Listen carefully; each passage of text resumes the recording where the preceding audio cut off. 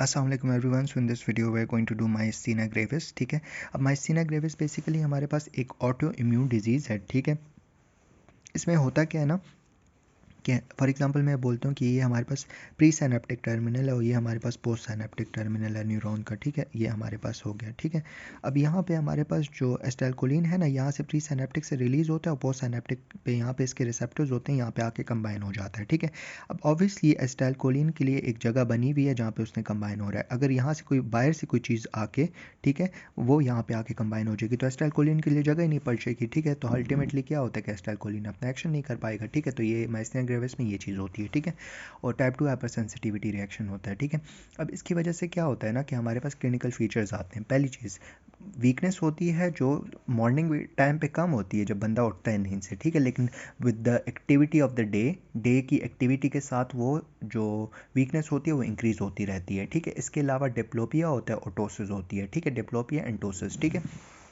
अच्छा, इसके बाद इसकी इन्वेस्टिगेशन पे आ जाते हैं। इन्वेस्टिगेशन में ना सबसे पहले हम लोगों ने ये यहाँ पे लिखे हुए हैं। ठीक है, इन्वेस्टिगेशन में सबसे पहले आपने क्या करना है, टेंसिलॉन टेस्ट करते हैं। ठीक है, एड्रोफोनियम आइस टेस्ट भी कहते हैं। ठीक है, उससे पेशेंट को हम चेक करते हैं कि आई माइस्थीनिया ग्रेविस है कि नहीं है। ठीक है, पहली चीज़।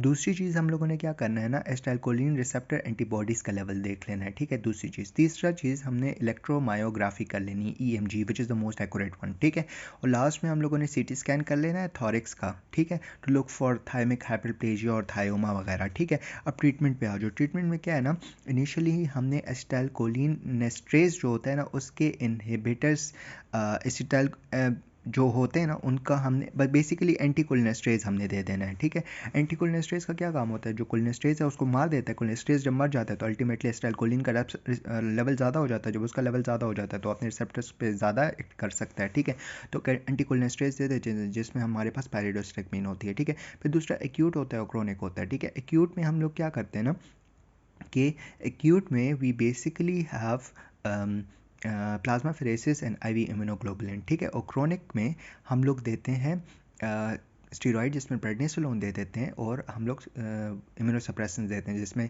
साइक्लोस्पोरिन होता है, साइक्लोफॉस्फेमाइड होता है, एजाथायोप्रिन होता है। ठीक है, पर सर्जरी में हम थायमस को रिमूव कर देते हैं। ठीक है, दैट्स इट, थैंक यू, जज़ाकल्लाह खैर।